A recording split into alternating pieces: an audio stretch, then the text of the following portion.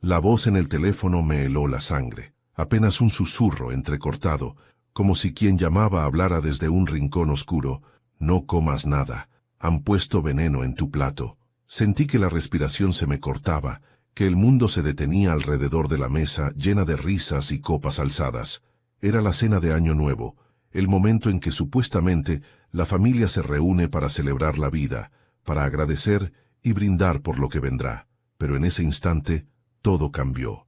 Miré a mi alrededor con el estómago encogido.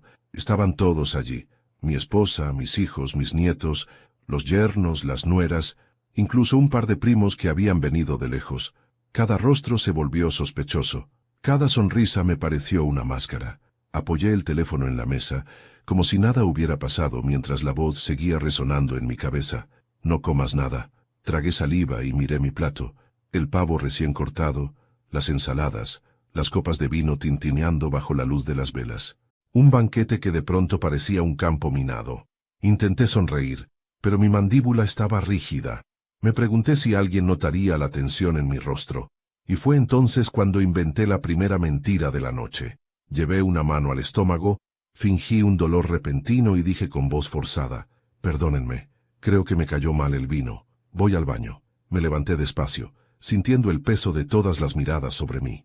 Me miraban con preocupación genuina o con el nerviosismo de quien teme que su plan haya sido descubierto.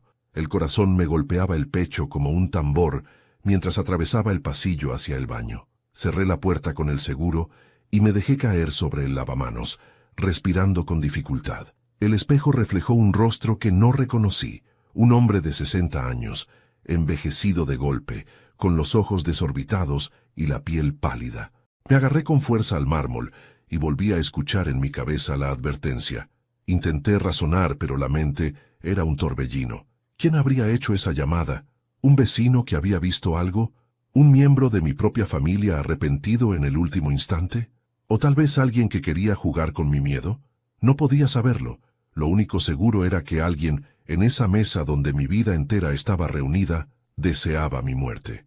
Y lo quería hacer de la forma más cruel, en Año Nuevo frente a todos, con un veneno que convertiría la celebración en tragedia. Me mojé la cara con agua fría, intentando recuperar el control. No podía salir gritando, no podía armar un escándalo sin pruebas. Si lo hacía, corría el riesgo de quedar como un viejo paranoico, de poner a toda la familia en mi contra. Necesitaba tiempo. Respiré hondo, me enderecé y me dije a mí mismo: mantén la calma, observa, escucha, descubre quién es. Con esa determinación abrí la puerta y regresé al comedor, como un actor que vuelve al escenario con el papel aprendido a medias. Cuando entré, todos estaban riendo. Mis nietos cantaban villancicos desafinados, mi hija servía más vino, mi yerno hacía un brindis improvisado. La vida seguía como si nada, pero para mí cada gesto era una pista, cada palabra una amenaza velada. Mi plato seguía intacto, esperando como una trampa tendida. Fingí que el malestar continuaba y pedí solo agua.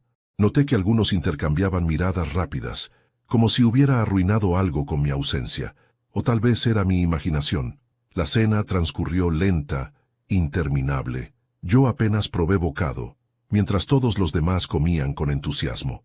¿Sería posible que solo el mío estuviera envenenado? ¿O que toda la comida lo estuviera, y solo a mí me habían advertido? Cada vez que alguien me ofrecía un trozo de carne o un poco de ensalada, sentía un escalofrío. Rechacé todo con una sonrisa débil, repitiendo la excusa de mi supuesto dolor de estómago, pero en mi interior hervía un miedo que se transformaba poco a poco en sospecha, y la sospecha en rabia. Observé con detenimiento a cada uno. Mi esposa reía demasiado alto, como si buscara tapar algo. Mi hijo mayor, siempre atento a los detalles, evitaba mirarme directamente. Mi hija menor, con quien había discutido semanas atrás por dinero, tenía una sonrisa que me pareció forzada. Y mi yerno, él fue quien más me inquietó. Alzaba la copa con demasiado entusiasmo, como quien celebra algo más que un año nuevo. Tomaba vino en exceso, y en un momento creí ver cómo observaba mi plato intacto con un destello de impaciencia. El reloj marcó la medianoche. Los abrazos, los brindis, las felicitaciones se mezclaron en un ruido ensordecedor. Yo abracé a todos con una sonrisa fingida, pero por dentro Sentía que estaba abrazando serpientes. Nadie, absolutamente nadie podía ser descartado. Y mientras recibía los besos de mis nietos, la idea me golpeó con la violencia de un martillazo. Alguien en esa mesa, alguien de mi propia sangre, había querido matarme.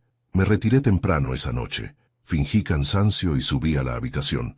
Me senté en la cama a oscuras, con el teléfono en la mano, esperando otra llamada, otra pista, algo que me dijera a quién debía temer, pero el aparato permaneció en silencio. Solo escuchaba a lo lejos las risas apagándose en el comedor, el sonido de las copas al recogerse, las voces de mis hijos despidiéndose, y en ese silencio entendí que la batalla no había hecho más que empezar, porque alguien dentro de mi familia me quería muerto. Y yo, aunque no sabía quién era todavía, estaba dispuesto a descubrirlo, aunque para ello tuviera que abrir viejas heridas y enfrentar verdades que quizás no estaba preparado para escuchar. Esa noche apenas dormí. Daba vueltas en la cama como un condenado, con los ojos abiertos en la oscuridad, repasando cada detalle de lo que había ocurrido en la cena, la voz en el teléfono, el plato intacto, las sonrisas que ya no sabía si eran de alegría o de complicidad. No podía dejar de preguntarme, ¿quién de todos los que habían compartido conmigo tantos años de mi vida quería mi muerte?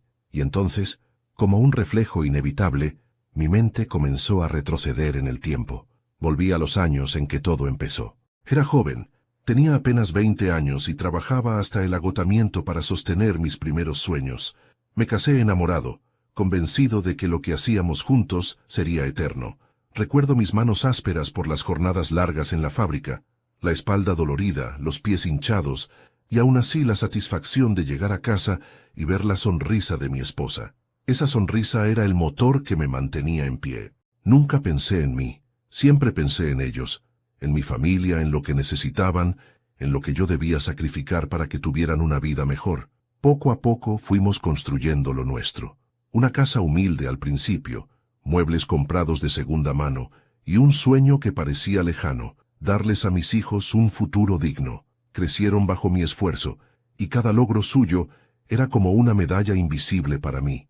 Cuando mi hijo mayor entró a la universidad, lloré de orgullo. Cuando mi hija menor aprendió a tocar el piano, la aplaudí como si estuviera en el Carnegie Hall. Siempre estuve allí, aunque el cansancio me destrozara, aunque el dinero no alcanzara, aunque a veces sintiera que mi vida se consumía solo en dar. Pero los años también trajeron heridas. Hubo discusiones, reproches velados, silencios que pesaban más que los gritos. Mi esposa empezó a decir que yo vivía más para el trabajo que para la familia, y quizás no le faltaba razón. Mis hijos, al crecer, comenzaron a verme más como un proveedor que como un hombre de carne y hueso, y yo lo acepté. Creí que era normal, que así debía ser. El padre se sacrifica, y los demás disfrutan del sacrificio. Jamás pensé que ese rol, asumido con tanto amor, pudiera transformarse en el caldo de cultivo de resentimientos ocultos. Ahora, a mis 60 años, mirando hacia atrás, empiezo a preguntarme si la semilla del odio no germinó justamente allí, en esos sacrificios que nunca pedí que me agradecieran, pero que quizá otros interpretaron como obligación. Tal vez alguno de mis hijos sintió que le debía más de lo que yo pude dar. Tal vez mi esposa acumuló rencor en los silencios, hasta que su corazón se endureció. O tal vez algún yerno o nuera vio en mí un obstáculo, una figura incómoda que debía desaparecer para que la herencia o el poder en la familia pasara a otras manos. Mientras me debatía en esos recuerdos, me di cuenta de que la traición no surge de la nada. El veneno en el plato no era un acto aislado, era la culminación de algo que llevaba años fermentando en las sombras. Yo, tan ocupado en sostener a todos, nunca había mirado de frente las pequeñas grietas que se abrían en mi propia casa. Había elegido ignorar las miradas esquivas, las conversaciones que se interrumpían cuando yo entraba en una habitación, las bromas a mis espaldas que creía inofensivas. Recordé, con una punzada en el corazón, una discusión con mi hija menor semanas atrás. Ella me reprochaba no haberle ayudado económicamente en un proyecto personal. Yo le respondí que no podía seguir resolviendo todo, que debía aprender a sostenerse por sí misma. Me gritó que era un viejo avaro y salió dando un portazo. Podría ser ella. La sola idea me destrozaba, pero no podía descartarla. También recordé cómo mi hijo mayor, con el que siempre tuve una relación cercana, había comenzado a mostrarme una distancia fría, como si ya no necesitara ni quisiera mi consejo, y si también había rencor escondido allí. Cada recuerdo era un golpe, cada escena una posibilidad, y sin embargo, lo que más me atormentaba era pensar que podía ser mi propia esposa. Ella había estado a mi lado en todo, pero también había sido la que más silencios había guardado.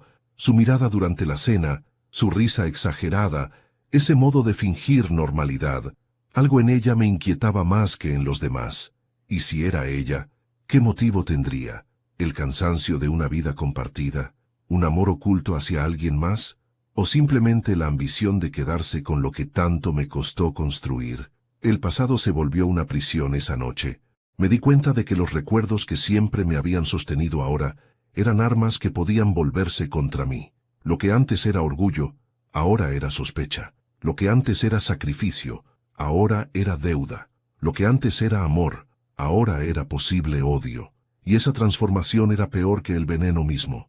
Me prometí que no me dejaría dominar por el miedo, que no permitiría que mi historia, la de un hombre que lo dio todo, terminara en la ingratitud y en la muerte silenciosa a manos de alguien cercano. No.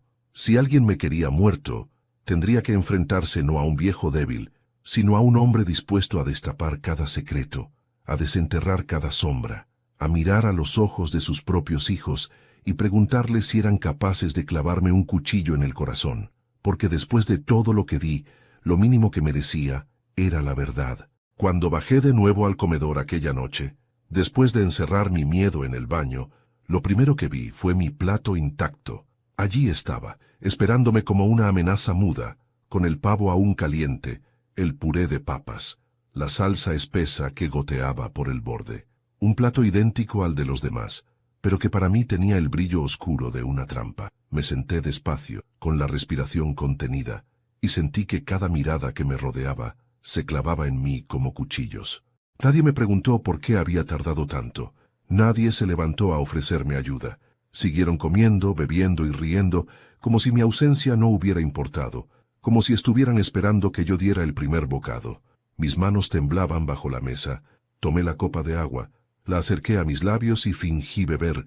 Vi cómo mi yerno me observaba de reojo, con una atención que me puso la piel de gallina. Vi también a mi esposa, que mantenía la sonrisa, pero con una rigidez extraña, como si esa máscara pudiera romperse en cualquier momento. Mi hija menor, en cambio, reía a carcajadas con su primo, pero sus ojos, al pasar sobre mí, parecieron brillar con algo que no era alegría. Mi hijo mayor, siempre tan serio, evitaba mirarme. Hablaba con su esposa, pero cada tanto giraba la cabeza hacia mi plato, como asegurándose de que seguía intacto. El tiempo se volvió denso. Cada minuto era un suplicio. Me llevé el tenedor a la boca en un gesto falso, apenas tocando la comida, y luego lo dejé sobre el plato. Inventé otra excusa, murmurando que todavía me sentía mal. «Será el vino», dije. Nadie insistió demasiado, lo que me pareció aún más sospechoso. ¿Acaso no era natural que me alentaran a comer, que me ofrecieran algo más ligero? No. Se limitaron a asentir, a seguir con sus conversaciones, como si el hecho de que yo no comiera no alterara en absoluto la armonía de la mesa. Y eso, en una familia como la nuestra, era extraño. Comencé a observar con más detalle. Noté que el cuchillo de mi plato estaba colocado de manera diferente al de los demás, apenas ladeado, como si alguien lo hubiera puesto con prisa. El vino frente a mí tenía un tono ligeramente más oscuro, aunque no podía estar seguro de si era mi imaginación. Recordé las palabras del anónimo. «Han puesto veneno en tu plato». No en la comida en general, no en el banquete, sino en mi plato específicamente. Esa precisión me heló de nuevo. Significaba que quien lo había hecho no quería un accidente. Quería mi muerte, solo la mía. Mientras los demás brindaban y cantaban canciones de Año Nuevo, yo sentía que estaba en una escena de teatro macabro, donde todos conocían un guión menos yo. Los niños corrían alrededor de la mesa, ajenos, felices, y yo los miraba con una punzada en el corazón. ¿Qué clase de familia era esta, que podía reír mientras uno de ellos planeaba asesinarme? ¿Qué herida había dejado yo tan profunda para que alguien me deseara muerto? Me sorprendí a mí mismo observando las manos de cada uno. Mi esposa cortaba la carne con calma, pero noté un leve temblor en sus dedos, como si intentara disimular nerviosismo. Mi hijo mayor sostenía la copa con fuerza excesiva, al punto de que pensé que podía romperse. Mi hija, en cambio, parecía demasiado relajada, como quien sabe algo que los demás ignoran. Y el yerno, él sonreía, brindaba, pero sus ojos regresaban una y otra vez a mi plato, con una insistencia que no podía ser casual. En un momento, levanté la servilleta fingiendo limpiarme la boca, y noté algo bajo el plato, una pequeña mancha, apenas visible, como un polvo blanco disuelto en la salsa que había goteado. Mi estómago se cerró de golpe. No toqué nada, no dije nada, pero la confirmación estaba allí, aunque mínima. Algo había sido puesto en mi comida, algo que no estaba en los demás platos. Tragué saliva y sentí un frío recorrerme la espalda. La medianoche llegó, y todos se levantaron a brindar. Yo me uní, abrazando a cada uno, sonriendo como si no supiera nada. Pero mientras lo hacía, en mi cabeza ya se tejía una certeza. Ese plato intacto se había convertido en mi salvación. El hecho de no haberlo probado me mantenía con vida, y mi silencio era ahora mi mayor arma, porque ellos creían que yo seguía ignorante, que había pasado desapercibido, y no sabían que, gracias a esa llamada anónima, estaba viendo todo con nuevos ojos. Me juré en ese momento que no iba a dejar pasar lo ocurrido. Descubriría quién había sido, aunque tuviera que revolver cada rincón de mi pasado, aunque tuviera que mirar a los ojos de mis propios hijos y ver en ellos al enemigo. No podía confiar en nadie. La traición se había sentado a mi mesa y había intentado matarme en la noche más simbólica del año, y lo único que me mantenía en pie era mi decisión de no callar, de no dejarme vencer por el miedo. Esa noche, cuando la última risa se apagó en la casa y los últimos invitados se fueron, me quedé solo en la habitación, con las cortinas cerradas y las luces apagadas. Podía escuchar todavía los ecos de las voces de mi familia en mi cabeza, las risas, el tintinear de las copas, la falsa normalidad de una cena que para mí había sido un campo minado. Me senté en la cama, apoyé la frente en las manos y respiré hondo. El silencio era tan denso que casi podía tocarlo, y debajo de ese silencio había algo más, un zumbido constante de pensamientos oscuros que no me dejaban en paz. No me quité la ropa, no me metí en la cama. Permanecí sentado con el teléfono en la mano, esperando otra llamada, una segunda advertencia, alguna pista que me dijera a quién temer, pero el teléfono permaneció muerto, mudo, como si quien me había salvado quisiera permanecer invisible. Miré la pantalla una y otra vez, repasando el número desconocido, preguntándome si debería devolver la llamada, si alguien contestaría, si esa persona era un enemigo disfrazado de aliado. Me invadía la paranoia, pero al mismo tiempo me aferraba a esa voz anónima como al único hilo de vida que me quedaba. Los minutos se alargaban como horas. Cada sonido de la casa me sobresaltaba. Un crujido en el pasillo, el viento golpeando la ventana, el reloj marcando las 2 de la madrugada. Pensé en bajar a la cocina para ver el plato, para analizarlo, para comprobar con mis propios ojos si había algo en la comida. Pero me detuve. Temía encontrar la prueba definitiva y no saber qué hacer con ella. Temía que en la oscuridad de la cocina alguien estuviera esperándome. La casa, mi propia casa, se sentía como un territorio enemigo. Me recosté en el borde de la cama y miré al techo. Entonces vinieron los recuerdos como cuchillos afilados. Vi en mi mente la imagen de cada uno de ellos durante la cena, las miradas esquivas, las sonrisas nerviosas, los gestos calculados. Mi esposa riendo demasiado alto, mi yerno observando mi plato con insistencia, mi hija menor fingiendo despreocupación, mi hijo mayor evitando mi mirada. Cada gesto, cada movimiento, se convertía ahora en una pieza de un rompecabezas macabro que intentaba armar en la oscuridad. La rabia me golpeó de pronto, mezclada con una tristeza insoportable.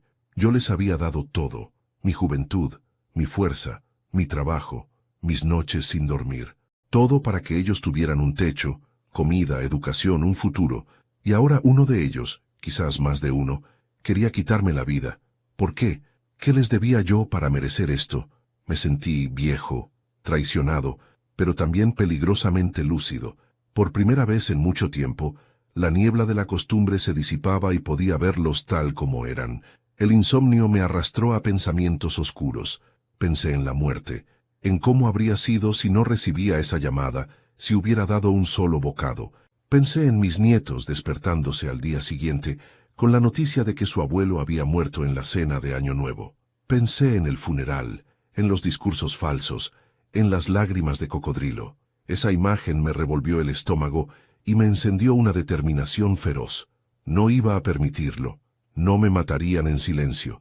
No me enterrarían como a un idiota. Si alguien en mi casa quería envenenarme, se arrepentiría. Con esa idea, me puse de pie y abrí el cajón de mi escritorio. Saqué una libreta y un bolígrafo. Empecé a escribir casi sin pensar los nombres de todos los presentes en la cena. Al lado de cada nombre, anoté las señales que había percibido. Miradas, gestos, motivos posibles. Era un ejercicio desesperado, pero me dio cierta calma. Era como tomar las riendas de mi miedo, convertirlo en un plan. En la lista estaban mi esposa, mis hijos, mis yernos, mis nueras, incluso un par de primos. Nadie quedaba fuera. Nadie estaba a salvo de mi sospecha. El amanecer me encontró así, escribiendo y tachando con los ojos rojos y el corazón acelerado. No había dormido un minuto, pero en medio de ese insomnio sentí que algo en mí había cambiado. Ya no era el hombre ingenuo que se sentaba a la mesa creyendo en la unidad de su familia. Era un hombre que había visto la sombra de la muerte en su propio plato y que ahora estaba dispuesto a mirar a todos a la cara para descubrir quién la había servido. Cuando el sol empezó a filtrarse por la ventana, me levanté y me miré en el espejo. El rostro que me devolvía la mirada no era el de un anciano derrotado.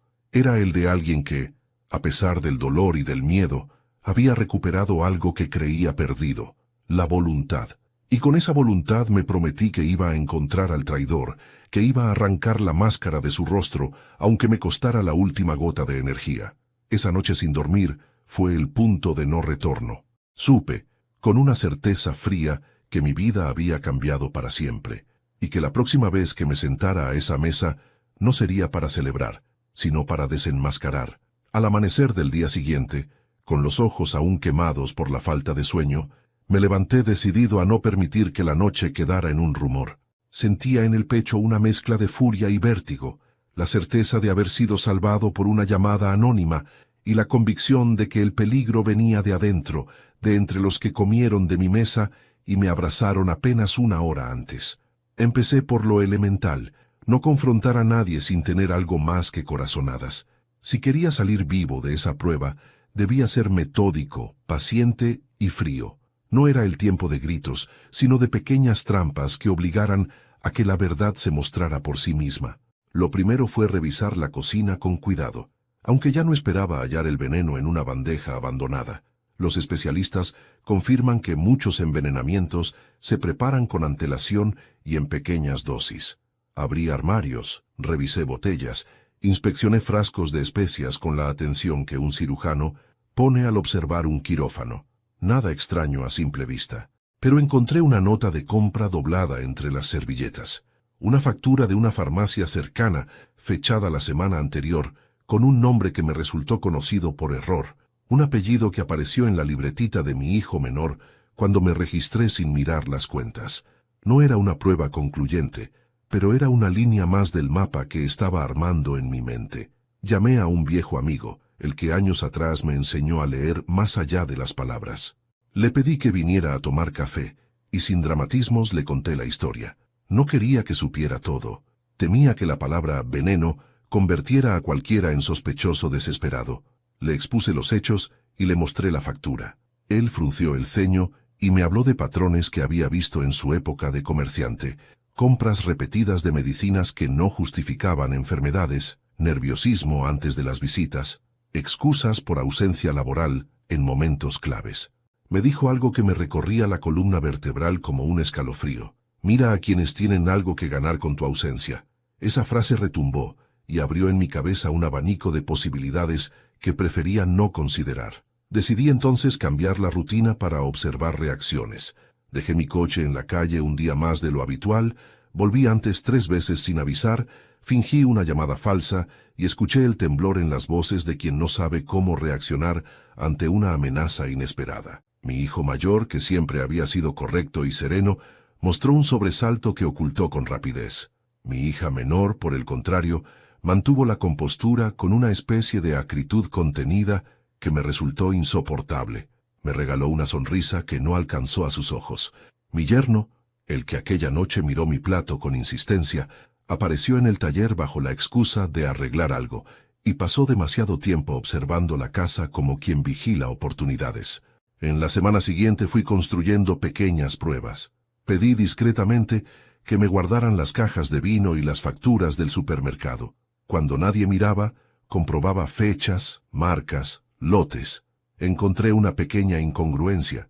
Una botella de una marca cara aparecía entre las compras habituales, con una nota de entrega a domicilio el mismo día de la cena. ¿Quién habría pedido esa botella? La entrega figuraba a nombre de la casa, pero con una responsabilidad firmada por mi nuera.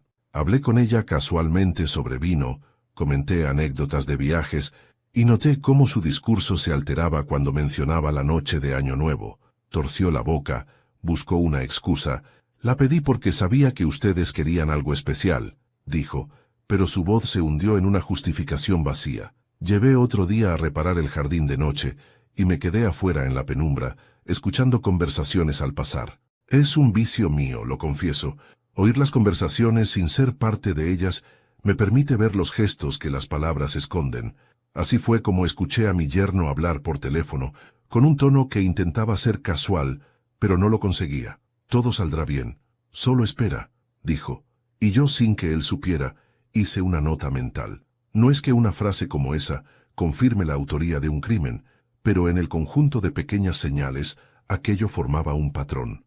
La mente se vuelve una lupa cuando alguien quiere matarte. Agranda los susurros, sospecha de las frases anodinas, convierte la rutina en una red de trampas. No pude evitar revisar las conversaciones de la familia cuando los dispositivos estaban en la sala. No fisgoneé mensajes íntimos, pero sí busqué la idea. ¿Habían hablado de mi ausencia? ¿Había algún acuerdo o broma que me hubiera pasado por alto? Encontré, oculta entre memes y fotos, una cadena de mensajes entre mi hijo menor y su esposa que mencionaba la oportunidad perfecta y reía con emoticones.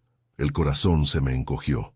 Esa frase sola no significa veneno junto al plato, pero unida a la factura de una farmacia y a la botella fuera de lugar, se volvió una losa que no podía ignorar. Sin embargo, la sospecha más amarga y dolorosa fue la que me golpeó cuando pensé en mi esposa. No quería creer que ella, la mujer que había compartido mis madrugadas y mis esperanzas, pudiera estar implicada. Y sin embargo, su actitud aquella noche, esa risa que ahora me parecía forzada, esa tranquilidad antes de mi salida al baño, se mostró ahora con nuevos contornos. La encontré mirando el álbum de fotos con una expresión que no entendí, como si repasara fechas y recordara nombres.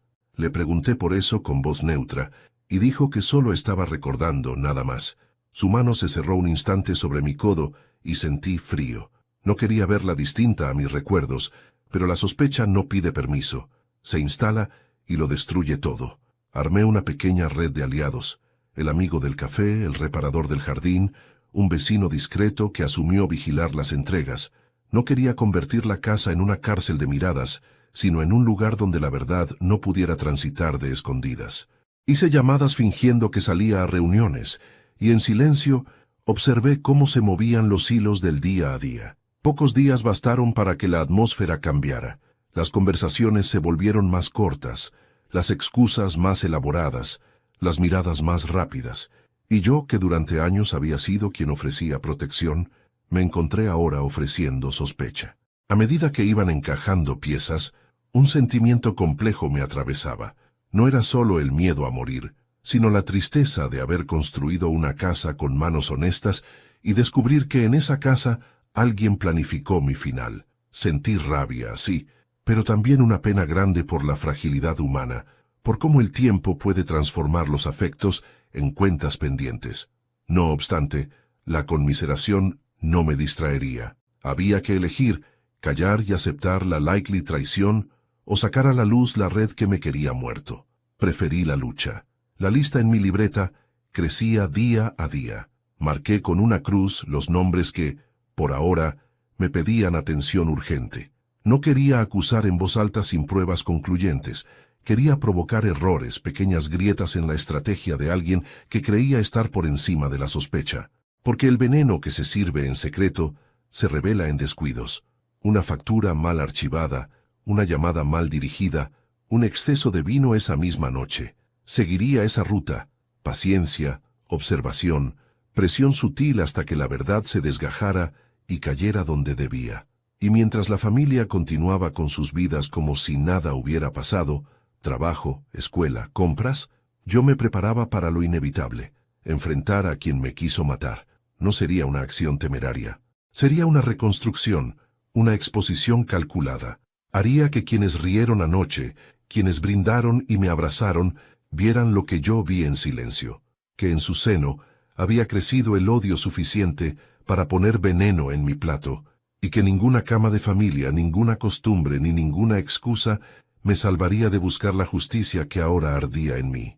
El aliado anónimo resultó ser Rosa, la hermana menor de mi esposa, una mujer callada que siempre se sentó en el margen de nuestras conversaciones familiares. Su voz al teléfono llegó temblorosa. Me dijo que no podía permitir que nadie en su sangre me quitara la vida. Nunca pensé que Rosa, tan discreta, fuera capaz de algo así. Cuando la escuché, sentí alivio y vergüenza. Alivio porque su advertencia me salvó. Vergüenza porque no había visto antes las señales que ella sí había visto. Rosa me contó que llevaba semanas notando movimientos raros en la casa durante la tarde y la noche. Paquetes que llegaban y desaparecían, frascos que antes estaban en la alacena y ya no, compras en la farmacia con nombres que no le sonaban. Había ido apuntando fechas y pequeños detalles sin dramatizarlo con nadie, solo para no olvidarlo. No podía quedarme callada, me dijo. Si algo te pasaba, habría sido mi culpa. Su sinceridad me conmovió, su valor me sorprendió. Lo que reveló Rosa cambió el rumbo de mi investigación. Hasta entonces, había caminado como un detective solitario. Miré facturas, observé miradas, tomé notas. Con ella como aliada, pude actuar con más precisión. No le pedí que instalara cámaras ni que entrara en confrontaciones. Le pedí que siguiera observando con naturalidad y me avisara con señales discretas. Acordamos algo sencillo. Una cortina ligeramente corrida en la cocina significaba que había visto algo relevante. Una cucharilla fuera del fregadero significaba alerta. Señales humildes, pero eficaces en una casa donde todo se normaliza con rapidez. La mañana siguiente a mi llamada, Rosa dejó la cortina como habíamos convenido. Vi la señal y desde la penumbra observé cómo la nuera salía temprano con excusas y volvía con una bolsa demasiado pesada que dejó en la entrada. Vi también a mi yerno entrar por la puerta trasera en una hora impropia. No era una prueba legal, pero confirmaba un patrón: movimientos calculados, horarios que coincidían de una manera que empezaba a no ser casualidad. Rosa me dijo que la noche de la cena lo había visto meter un paquete en el basurero del garaje con manos nerviosas. Lo describió como si aún tuviera la imagen clavada en la retina. Además, Rosa me enseñó a mirar gestos que yo había descartado. Señaló la forma en que mi hija menor colocaba las servilletas, el tic de mi hijo mayor al apartar la mirada, el movimiento apresurado con que mi yerno limpiaba la mesa. Me mostró notas que había escrito en una libreta, marcas en el borde de una caja, una mancha en una servilleta, una entrega mal registrada en el libro de la casa. Ninguno de esos detalles por sí solo probaba un crimen, pero en conjunto empezaban a formar un tejido en el que una mano había trabajado con intención. Rosa también relató conversaciones inconclusas que había escuchado sin querer. Me contó que una tarde la nuera habló por teléfono y dijo con prisa: «Ya falta poco, no te equivoques», y colgó con ese respirar apresurado que delata la tensión. Contar eso me heló. A solas, esa frase podría ser una charla cualquiera. Dentro del patrón que Rosa había trazado, fue una confirmación que no me permitía volver a la inocencia. Le pedí que anotara todo sin dramatismos, que siguiera lo más normal posible, y que evitara ponerse en el centro de los asuntos. Con su respaldo, cambié mi táctica. Dejé que hicieran su trabajo y provoqué errores pequeños. Organicé comidas pequeñas y en conversación casual, comenté la despensa o el vino para ver quién se alteraba en las respuestas. En una cena así, Mi hijo menor soltó sin querer, ya casi está todo listo, y se enrojeció. Fue un desliz que en circunstancias normales habría pasado desapercibido. Con Rosa observando y con todo lo demás encajando, se volvió una pieza más del rompecabezas. Rosa actuó con discreción casi heroica.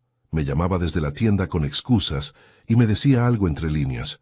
Hay una caja junto al tendedero, o la dejé en el cobertizo. Pequeñas maniobras que me permitieron seguir la ruta de las entregas y de las compras. Fue como seguir migas de pan. Una pista conducía a otra hasta que el sendero se hacía claro. En una ocasión me relató que había visto a la nuera esconder un frasco en un cajón donde yo nunca pongo las manos. Ese gesto, que para muchos sería nimio, tomó ahora la gravedad de una acción preparada. Llegaron noches en que creí que la llevaba demasiado lejos. Rosa temblaba al relatar lo que veía, y mi voz se quebraba al oírla. Le rogué que no se expusiera, que no hiciera nada que pudiera ponerla en peligro, pero ella respondió con la sencillez de quien actúa por lealtad. Si me callo y te pasa algo, me habré condenado a vivir con esa culpa. Prefiero poner mi tranquilidad a un lado. No era heroísmo espectacular, era el valor cotidiano de quien prioriza la vida de otro sobre su propia quietud. Con Rosa confirmé detalles que hubieran permanecido invisibles sin su mirada.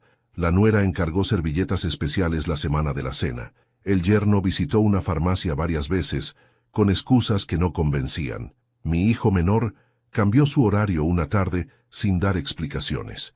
Nada de eso era el veneno en sí, pero eran los hilos que, al tirar de ellos, permitían desenredar la madeja. Decidí no precipitarme. Quería que la verdad emergiera sin que nadie pudiera decir que yo la inventé por rencor. Rosa se convirtió en mi ojo en la casa. Dejó caer en la conversación correcta un comentario inocente sobre haber escuchado un ruido o sobre haber visto un paquete. Las reacciones que provocó fueron reveladoras. En una ocasión, dejó caer que había oído hablar de medicinas compradas sin receta, y la nuera rió con sobresalto. Pequeños ensayos que sirvieron para observar culpabilidades. Su trabajo silencioso me dio la oportunidad de planear la exposición con calma y con pruebas concretas. La implicación de Rosa fue, además, un acto moral. Su llamada anónima la noche de Año Nuevo me salvó, y su seguimiento posterior me dio tiempo para construir una estrategia basada en la verdad, no en la venganza ciega. Cuando por fin la llamé para agradecerle, su voz se quebró de alivio, y dijo que lo hizo porque no podía permitir que la familia enterrara la culpa en el silencio. Sentí gratitud, y también la vergüenza de no haber visto antes lo que ella veía. Le prometí que protegería su nombre y su paz, que su coraje no la condenaría al ostracismo por haber hablado. Fue decisivo. Los días siguientes se volvieron un juego peligroso, una partida de ajedrez en la que yo debía mover las piezas con sigilo, esperando que el enemigo cometiera un error. Ahora ya no estaba solo. Gracias a Rosa había conseguido un aliado inesperado, alguien con la valentía de observar donde yo no alcanzaba. Sin embargo, el peso de la sospecha seguía oprimiéndome, y cada gesto de la familia me parecía una señal escondida. Me obligué a mirar lo cotidiano con ojos distintos. La cocina, antes un espacio de aromas y recetas, era ahora un laboratorio donde se podía esconder el veneno. Revisaba con cuidado los frascos de especias, las botellas de vino, los restos de comida que iban a parar al basurero. Cada hallazgo, por pequeño que fuera, lo anotaba en mi libreta. Fue así como noté el primero de los detalles inquietantes, una caja de medicamentos recetados que nadie en casa usaba. El nombre en la etiqueta estaba borrado con un raspón, pero el frasco estaba lleno a la mitad. El farmacéutico, al que consulté discretamente, me dijo que esas pastillas podían triturarse y perderse fácilmente entre la comida. Otro día, mientras fingía leer en la sala, vi a mi yerno entrar en la cocina con sigilo. Abrió el refrigerador, movió algunos envases y guardó algo en el cajón de abajo. Cuando me levanté minutos después, ya no había nada extraño, salvo una pequeña mancha húmeda en el piso, como de un frasco que había goteado. No podía acusarlo sin pruebas, pero cada señal reforzaba mi certeza de que el peligro seguía allí, latente. Mi hijo mayor también comenzó a inquietarme. Siempre había sido reservado, pero ahora esa reserva se transformaba en una frialdad punzante. Cuando me dirigía a él, respondía con monosílabos. Cuando hablaba con su madre, bajaba la voz. Una noche escuché por casualidad una frase que se clavó en mi memoria. No puede durar mucho más. No supe a qué se refería, pero en mi mente se tradujo en una sentencia contra mí. Mi hija menor, en cambio, era la que más me dolía sospechar. Había heredado de mí la terquedad, y nuestras discusiones siempre habían sido intensas. La recordaba de niña, aferrada a mi pierna para que no saliera a trabajar, rogándome que me quedara en casa. Ahora, al verla adulta, con esa sonrisa dura que no llegaba a sus ojos, me preguntaba si aquella niña todavía existía en algún rincón de su corazón, o si el rencor había borrado todo vestigio de amor filial. Rosa seguía observando. Una tarde me dijo al oído: «Tu esposa sabía algo desde antes de la cena». La escuché hablando por teléfono, diciendo que todo debía salir perfecto esa noche. Cuando la escuché, un frío recorrió mi cuerpo. No quería creerlo. La mujer que había compartido toda mi vida, que había sido mi compañera en las buenas y en las malas, ¿podía haber formado parte de un plan tan atroz? No podía correr al enfrentamiento todavía. Necesitaba más. Así que decidí provocar. Una mañana durante el desayuno, dije en voz alta: «He decidido revisar el testamento. Quizás cambie algunas cosas». No miré a nadie en particular, pero el silencio que se hizo en la mesa fue revelador. Mi hijo dejó caer la cuchara dentro de la taza. Mi yerno apretó los labios. Mi esposa fingió indiferencia, pero sus dedos se crisparon sobre el mantel. No hubo palabras, pero sí gestos, y en esos gestos estaba escondida la verdad. Cada día el rompecabezas se completaba un poco más.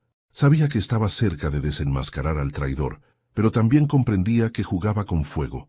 Un paso en falso, y el veneno podría volver a aparecer en mi mesa, esta vez sin advertencia. La batalla apenas comenzaba.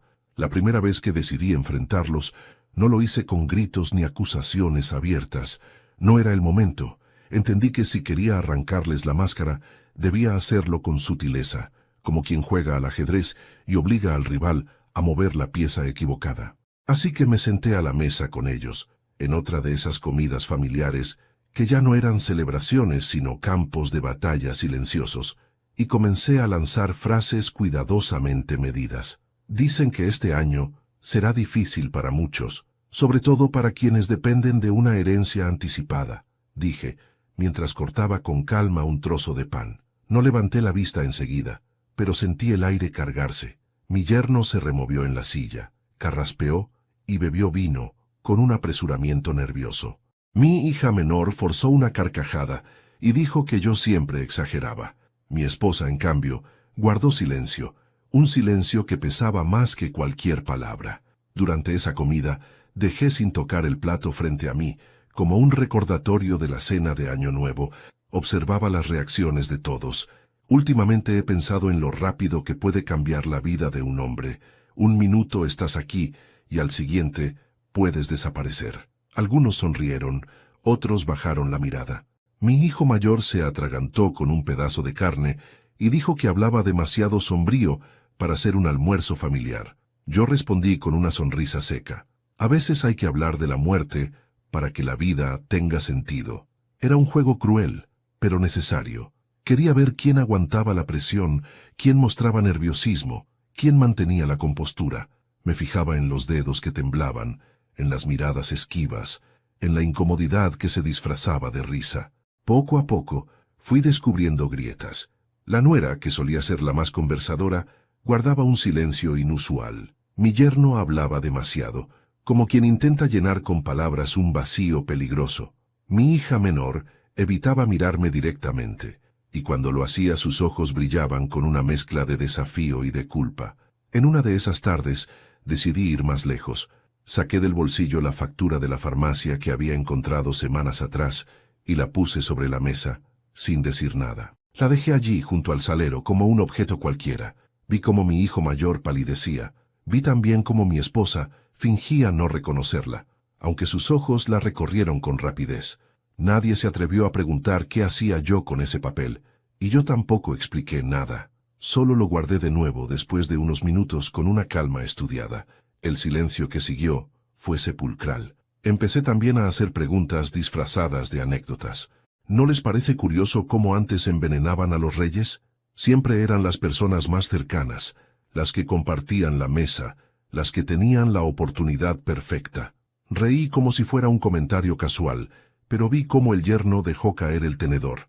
Mi hija menor comentó con voz seca que yo veía demasiadas películas, y mi esposa dijo con frialdad, eso solo pasaba en épocas lejanas, pero ninguno de ellos pudo ocultar el malestar que mis palabras provocaban. Cada vez que lanzaba una insinuación, anotaba en mi libreta la reacción. Con el tiempo, empecé a notar un patrón. Había nerviosismo compartido, pero en especial se concentraba en un grupo reducido. Ya no sospechaba de todos. El círculo se estrechaba. Los gestos, los silencios, las miradas fugaces, todo indicaba que había un secreto compartido entre algunos de ellos. La traición no era individual, era una complicidad. Una noche, mientras tomábamos café, me atreví a decir, a veces pienso en cómo me salvaron ese día, en esa llamada que recibí en el momento justo. ¿Se imaginan? Si no fuera por esa voz, quizás ahora no estaría aquí sentado. Lo dije como una reflexión, pero la bomba estaba lanzada. Nadie sabía que yo ya había descubierto que Rosa había sido la que me había advertido. Quería ver cómo reaccionaban al oír que alguien, dentro o fuera de la familia, había estado observando. Y la reacción fue reveladora. Mi esposa apretó los labios. Mi yerno miró de inmediato a mi hija menor y ella palideció de golpe. Esa cadena de gestos me confirmó más que cualquier palabra. Aquel enfrentamiento velado me dejó claro que las máscaras empezaban a resquebrajarse. No había confesiones abiertas, claro, pero cada gesto era una prueba silenciosa. Cada incomodidad era un ladrillo más en la pared que yo estaba levantando contra ellos. Supe, con una mezcla de dolor y determinación, que la hora de la verdad se acercaba. Pronto, uno de ellos cometería un error del que ya no podría regresar. La verdad no cayó de golpe, como un relámpago, sino que fue apareciendo poco a poco, como una mancha que se extiende sobre una tela limpia hasta cubrirla por completo. Había sospechado de muchos, había jugado con la incertidumbre de no saber en quién confiar, pero aquel día, después de semanas de observación y silencios incómodos, la máscara finalmente se rompió, y lo que encontré detrás de ella me desgarró más que el veneno en el plato. Fue Rosa de nuevo quien me dio la última pieza. Una tarde me llamó con voz entrecortada. Había escuchado a mi esposa discutir con mi hija menor en la cocina. No eran frases claras, sino retazos. Ya no aguanto esta espera. Tienes que tener paciencia. No podemos fallar otra vez. Mi corazón se paralizó. No era solo una sospecha, era una confirmación. Mi esposa y mi hija estaban implicadas. El golpe fue brutal, como si me arrancaran de cuajo todo lo que había creído sobre mi propia familia. Me encerré en mi habitación con la libreta, donde había anotado cada detalle. Repasé una y otra vez los gestos, las frases, las miradas. Todo coincidía. La risa nerviosa de mi esposa durante la cena, su silencio incómodo en mis insinuaciones, su mirada huidiza cuando hablé de la herencia, y mi hija, su resentimiento por discusiones pasadas, sus palabras llenas de veneno disfrazadas de ironía, su frialdad cada vez que yo hablaba de sacrificios. Lo había tenido frente a mí todo el tiempo y me había negado a verlo. Recordé aquella discusión con mi hija cuando me llamó avaro, porque no le presté dinero para un negocio que, según ella, sería su independencia. Le respondí que no podía regalarle todo, que debía aprender a luchar como lo hice yo. Desde entonces, me había tratado con una dureza que no quise aceptar. Ahora entendía, no era solo resentimiento, era odio cultivado. Para ella, yo era el obstáculo, el viejo que se interponía entre su ambición y el dinero que consideraba suyo por derecho. Pero lo peor fue comprender la implicación de mi esposa. Con ella había compartido más de 40 años, había criado hijos, llorado pérdidas, celebrado logros. Nunca me imaginé que guardara en su interior una amargura tan corrosiva. Según lo que Rosa escuchó, ella estaba harta, cansada de vivir a mi sombra, de que todo en la casa girara en torno a mi figura. Decía que quería ser libre, empezar de nuevo, y que mi presencia era la cadena que la mantenía atada. ¿Libre de qué? ¿De mí, de mi amor, de mi cuidado? Esa pregunta me perforaba el alma. La confirmación final llegó la noche en que decidí espiarlas. Fingí salir de viaje por trabajo, como había hecho otras veces, y regresé en silencio a la madrugada. La casa estaba a oscuras, pero escuché voces en la cocina. Caminé despacio, con el corazón golpeando en el pecho, y allí estaban, mi esposa y mi hija, sentadas frente a la mesa, con una caja de medicamentos abierta. Hablaban en susurros, planeando cómo disolver las pastillas sin dejar rastro. No era una imaginación, no era una sospecha, era la realidad brutal, tangible. Sentí que las piernas me temblaban, que el aire me faltaba. Quise irrumpir en la cocina y gritar, exigir explicaciones, pero me contuve. Me quedé escuchando desde la penumbra, con lágrimas ardiéndome en los ojos. Mi hija decía, «Papá ya está viejo, no aguantará mucho más. Mejor que sea rápido, así dejamos de sufrir todos». Y mi esposa, mi compañera de vida, respondía, «Lo importante es que parezca natural. Nadie debe sospechar». Esas frases se me clavaron como cuchillos. Ellas, las mujeres que yo había amado y protegido, las que habían vivido gracias a mis sacrificios, planeaban mi muerte con la frialdad de quien organiza una mudanza. No había dudas, eran ellas. Y sus motivos, aunque envenenados por el resentimiento y la codicia, estaban ahí, expuestos. Dinero, cansancio, la ambición de una vida sin mí. Esa madrugada me encerré en mi estudio y lloré como un niño. No de miedo, sino de desgarro. Descubrir que la traición más grande venía de quienes más había amado fue un dolor que ninguna palabra podrá describir. Pero también, en medio de esas lágrimas, nació algo más. La certeza de que no podía quedarme de brazos cruzados. Si ellas me querían muerto, yo debía demostrarles que aún estaba vivo, que aún tenía fuerzas para enfrentarlas. A la mañana siguiente, fingí normalidad. Saludé, sonreí, me comporté como siempre, pero en mi interior llevaba ya una decisión firme. Tarde o temprano, mi esposa y mi hija pagarían por lo que habían intentado. Yo mismo me encargaría de que todos supieran quiénes eran realmente, y cuando lo hiciera, no habría vuelta atrás. Convocarlos fue la parte más fría y calculada de todo el plan. Les dije que era una comida para aclarar asuntos familiares. Puse la mesa con la misma pulcritud de siempre y pedí que vinieran todos, hijos, yernos, nueras, primos y Rosa, que se sentó en un rincón discreto. En cada sobre junto al plato dejé copias de facturas, fotos y transcripciones que tejían la historia que yo conocía en mi libreta. Mientras la comida transcurría, hablé de banalidades para que nadie sospechara. Conté anécdotas de la casa, hablé del jardín, pero mi voz llevaba un filo. Nadie percibió qué estaba por venir hasta que puse sobre la mesa la primera prueba. Tomé la factura de la farmacia y la coloqué frente a mi hijo menor. «Explícame esto», dije. Su rostro perdió color. La escena cambió en un instante. La conversación se cortó y un silencio denso llenó el comedor. Mostré después las fotos de entregas, los recibos de compras hechas en horas imposibles y la hoja con los mensajes impresos en la que mi hija hablaba de oportunidades. Cada documento era una pieza que confirmaba lo que ya había sospechado. Mi esposa intentó levantarse, buscar excusas y negar, pero las pruebas estaban allí, frías y contundentes. Mi hija tuvo un gesto que no olvidaré. Se cubrió la boca, y en sus ojos vi la rendición de quien ha sido descubierta. Cuando la miré, ella habló. No negó la trama, explicó su lógica con una voz que temblaba. «Papá, creí que si tú te ibas la casa sería nuestra. Podríamos pagar las deudas. Podríamos empezar otra vida». La frase sonó terrible. No era una defensa racional. Era el descubrimiento de una ambición que para ella justificaba el crimen. Mi esposa, por su parte, buscó compasión. «Me cansé de ser sombra», dijo, como si los años de cuidado justificaran el plan. Las palabras se hicieron cuchillos. La reacción fue inmediata y violenta. Algunos familiares retrocedieron, otros lloraron, y mi hijo mayor, que siempre me defendió en público, cayó en un llanto desconsolado. Sentí en ese momento que la casa se partía en dos. Por un lado estaban los que no podían creer que aquello fuera posible. Por otro, los que veían la evidencia y no podían mirar hacia atrás. Yo mantuve la calma. La exposición debía ser clara y sin rabia teatral. No quería darles el recurso de decir que yo monté un espectáculo. Pedí que se llamara a la policía. No por deseo de venganza inmediata, sino para que las pruebas fueran certificadas y no quedara lugar a dudas.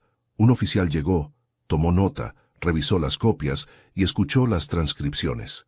Cuando lo hizo, vi en su cara que mi versión no era una fantasía. La legalidad empezó a tomar cuerpo, y con ella la posibilidad de consecuencias reales para quienes habían querido terminar con mi vida.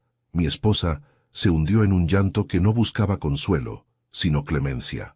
Recordó fragmentos de la vida compartida, pidió que consideráramos su cansancio como atenuante.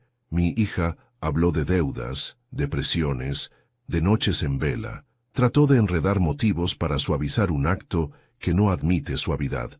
Escuché todo, no para perdonar, sino para entender la medida del daño. Saber por qué alguien te quiere muerto no devuelve el pasado, pero al menos explica la naturaleza de la traición. Los nietos fueron los más afectados. Al principio no comprendían, luego sintieron la tensión y se apartaron como si la casa se hubiera vuelto extraña. Ver a mi nieta pequeña mirar con ojos grandes y confusos me partió el alma. Me acerqué a ella, la abracé, y en ese abrazo entendí que mi obligación era protegerlos de lo que les había sucedido, también a quienes habían causado el daño. La familia quedaba fragmentada, y algo en su tejido debía reconstruirse. Mientras los oficiales recogían las pruebas, yo sentí una mezcla de alivio y tristeza. Había logrado exponer la verdad y arrancarla del silencio, pero a un precio. La casa que yo había soñado para el calor y la protección se había convertido en un escenario de cicatrices abiertas. Los presentes se dispersaron, temblando entre la vergüenza y la incredulidad. Algunos me miraron con respeto, otros con odio. No importó, la verdad estaba afuera y nada la devolvería a la oscuridad. Esa noche la policía se llevó algunos elementos y tomó declaraciones. No hubo arresto inmediato. Las investigaciones deben seguir su curso. Mientras veía a los oficiales irse, entendí que había ganado algo irreemplazable. La certeza de que nadie podría matar mi memoria con silencios cómplices. Había expuesto la traición, y eso bastaba como primer paso. Me acosté sin dormir, como tantas noches, pero aquella vez no fue por la incertidumbre, sino por la intensidad del día. Sentía la casa vacía, no por ausencia física únicamente, sino por la distancia que había crecido entre quienes la habitábamos. Pensé en el futuro, en juicios posibles, en la pérdida de confianza, en la manera en que reconstruiríamos la vida sin quien había intentado arrancarme de ella. También pensé en Rosa y en su valentía. Le debía la vida, y no permitiría que su gesto se convirtiera en una anécdota olvidada. No buscaba exhibiciones crueles. Quería equilibrio entre reparación y castigo, que la familia aprendiera que las vidas no se compran con silencio. Y así, con la verdad al descubierto, comencé a trazar el camino de mi recuperación. Hoy, la venganza calculada comenzó a tomar forma en las horas siguientes a la revelación. No era un acto de rabia descontrolada, sino una estrategia fría, pensada para que la verdad no se diluyera en excusas ni en lágrimas tardías. Comprendí que si quería que mi familia pagara el precio moral y legal por lo que hicieron, debía armar un procedimiento que no dejara resquicios, pruebas ordenadas, denuncias formales y medidas que protegieran a los inocentes, sobre todo a mis nietos. Primero aseguré el sustento legal. Un abogado, un viejo conocido con integridad, aceptó llevar el caso. Le entregué todas las facturas, las notas de Rosa, el registro de entregas y la libreta donde anoté comportamientos sospechosos. Hubo reuniones largas en las que repasamos la estrategia, cómo presentar la denuncia sin que se percibiera como una venganza personal, qué medidas cautelares solicitar y la forma de custodiar las pruebas para que no pudieran ser alteradas. Quería que la justicia trabajara, no la opinión, y para eso necesitábamos documentación impecable. Mientras el trámite judicial avanzaba, cuidé la intimidad de la casa. Cambié las cerraduras de noche, pedí que se bloquearan tarjetas y accesos bancarios temporales y separé cuentas mancomunadas. No lo hice con ostentación, lo hice con la serenidad de quien pone límites innegociables. Sabía que la humillación pública vendría por sí sola cuando la verdad se probara, pero también entendí que antes de ese momento debía preservar lo que era mío y lo que pertenecía a los niños. Proteger el patrimonio no era mezquindad, era responsabilidad. En paralelo, me ocupé de la narrativa. No permitiría que la historia se contara mal, que mi nombre quedara en duda por interpretaciones malintencionadas. Hablé con parientes de confianza, compartí con Rosa los pasos que tomaría y pedí que nadie intentara mediar a puerta cerrada. Quería que la exposición fuera transparente y que la justicia tuviera un camino limpio para actuar. Pedí discreción sin silencios cómplices. Quería la verdad, no el consuelo de la indiferencia. La presión social fue una herramienta sutil. No busqué escándalo mediático. Preferí que la comunidad, esa red pequeña que a veces sabe más de lo que aparenta, comprendiera lo que había ocurrido. Algunas amistades convocaron conversaciones discretas. Vecinos se ofrecieron para testificar sobre movimientos extraños. Todo eso, sumado a las pruebas técnicas, daba una estructura sólida a mi caso. Sentí que la casa dejaba de ser un refugio para convertirse en un lugar donde la ley también podía entrar. No obstante, la venganza también exigía una dimensión simbólica. Quería que el final del lazo doméstico fuera visible para que nadie confunda abandono con perdón, así que planifiqué un gesto directo: sacar de la casa las prendas que representaban la convivencia, las cosas que habían compartido mi esposa y yo durante años, no por placer en humillar, sino para dejar claro un punto: quien intenta asesinar a su compañero no merece seguir bajo el mismo techo. Pedí ayuda a Rosa y a un sobrino leal. Entramos en el cuarto con la calma de quien respeta lo íntimo, y con manos que no temblaban empezamos a sacar ropa. Pijamas, vestidos, camisas dobladas. Todo salió en cajas. Las llevamos a la vereda frente a la casa y las exhibimos con la firmeza de un acto que no busca espectáculo, sino clausura. Pasó la gente. Algunos miraron con repugnancia, otros con curiosidad, y algunos con una comprensión que me reconfortó. Comprendí que la violencia simbólica también es justicia cuando el abrazo de la familia ha sido roto por la perfidia. El día que coloqué aquellas cajas en la calle, sentí una mezcla de alivio y amargura. Alivio porque ya no compartía el espacio cotidiano con quien había planificado mi muerte. Amargura porque la historia de una vida compartida terminaba así, con prendas en la vereda y miradas que juzgaban. Aún así, no me arrepentí. Había que marcar el límite para proteger a los chicos y para que la sociedad supiera que en esa casa no habría impunidad. No busqué la humillación gratuita, busqué un cierre claro, seguí con prudencia. Durante las audiencias preliminares mantuve la compostura. Me presenté con documentos ordenados, testigos que corroboraron entregas y movimientos, y el informe del investigador privado que había contratado al principio. Ver cómo la fiscalía empezaba a tomar en serio las pruebas me dio una calma inesperada. No buscaba venganza sangrienta, buscaba reparación y seguridad. La ley, cuando camina del lado correcto, es una herramienta para restaurar dignidades. Entretanto, hubo quienes intentaron ablandarme: cartas, llamadas suplicantes, promesas de cambio. Mi esposa juró arrepentimiento. Mi hija lloró en privado y pidió perdón en sollozos que no alcanzaron a convencer. Les respondí con silencio práctico: las vías legales seguirían y cualquier negociación debería ser pública y con condiciones claras. Y sobre todo, no permitiría el contacto entre ellas y mis nietos sin supervisión. La protección de los niños era no negociable. Su paz valía más que cualquier reconciliación apresurada. Hubo un momento en que supe que la venganza había encontrado su forma justa. La comunidad me devolvió la confianza, y las gestiones legales avanzaban. No era la satisfacción del triunfo, sino la sensación de haber actuado con la cabeza fría contra la traición. La sacudida emocional pasó, y lo que quedó fue la tranquilidad de saber que ya no vivía bajo la amenaza de un plato envenenado. Recuperé algo más que seguridad. Recuperé el control sobre mi vida. La última etapa fue administrativa y simbólica.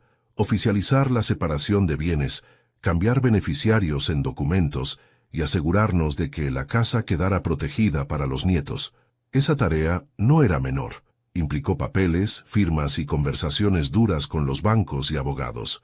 Pero cada sello, cada trámite resuelto, representaba un paso hacia la reconstrucción.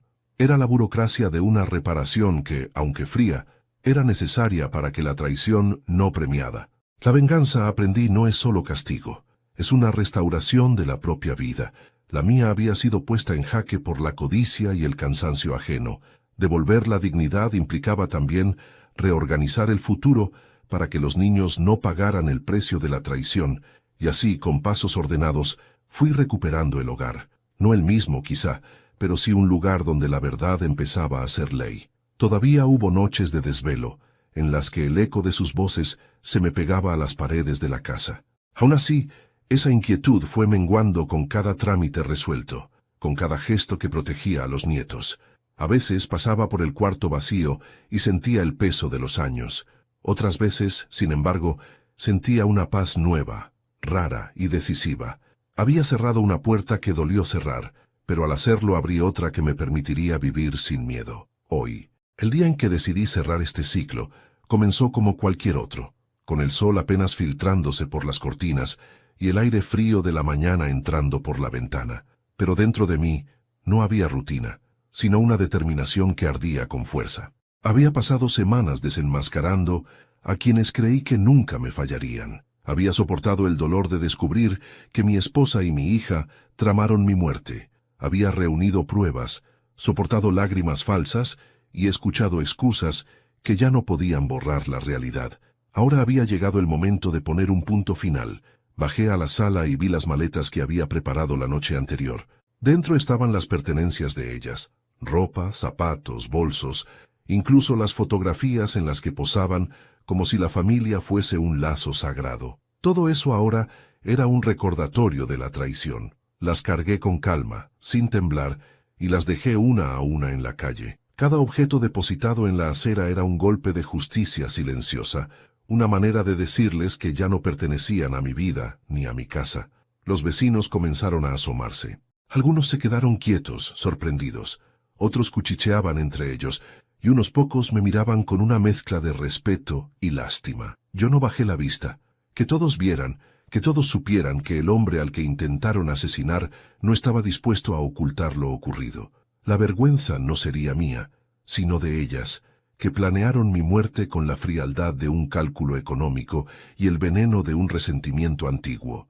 Mi esposa estaba en la puerta, con el rostro desencajado. Me gritó que aquello era innecesario, que todo podía hablarse, que yo estaba exagerando. Su voz sonaba desesperada, no por amor, sino por miedo a perderlo todo.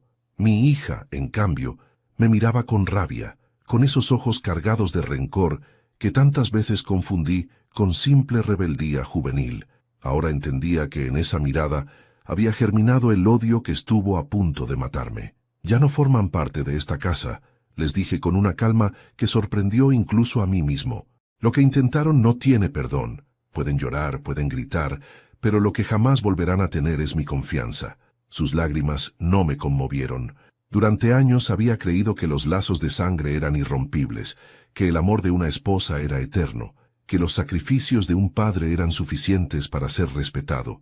Ahora sabía que todo eso podía romperse, que la ambición, el cansancio y la codicia podían arrasar con décadas de recuerdos. Cerré la puerta despacio, dejando atrás sus súplicas y la murmuración de los vecinos. Dentro de la casa me recibió un silencio distinto, no de soledad, sino de paz. Por primera vez en meses no sentí miedo de lo que podía haber en mi plato, ni de los murmullos en la cocina, ni de las conversaciones en voz baja cuando yo no estaba. Ese silencio era mi victoria. No era una victoria ruidosa, pero sí definitiva. Subí a la habitación y me senté frente al escritorio, donde aún reposaba mi libreta, esa en la que anoté cada gesto, cada sospecha, cada prueba. La abrí y recorrí con la vista todas las páginas hasta llegar a la última. Allí escribí, con mano firme: el veneno no me mató, porque yo aprendí a abrir los ojos. La traición fue su sentencia, la verdad mi venganza. Cerré la libreta y la guardé en el cajón. Era mi testimonio, mi recordatorio de que sobreviví a lo que hubiera destrozado a muchos. Miré entonces una fotografía vieja de mis nietos. Ellos no tenían culpa de nada. Eran las verdaderas víctimas de una historia de codicia y traición. Juré en silencio que nunca los dejaría a merced de la misma oscuridad que me había querido arrancar la vida. Esa promesa fue mi nueva razón para seguir.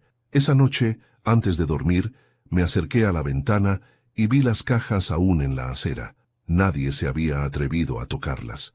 El viento movía algunas prendas y las sombras de los postes se alargaban sobre ellas como una sentencia.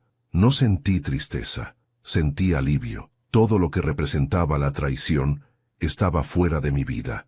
Al cerrar la ventana, entendí que mi historia no había terminado con veneno en un plato. sino con mi dignidad intacta. Sobreviví no solo porque alguien me advirtió a tiempo, sino porque tuve el valor de enfrentar la verdad. La traición había querido enterrarme, pero yo elegí vivir. Y vivir, en este caso, fue mi venganza más profunda.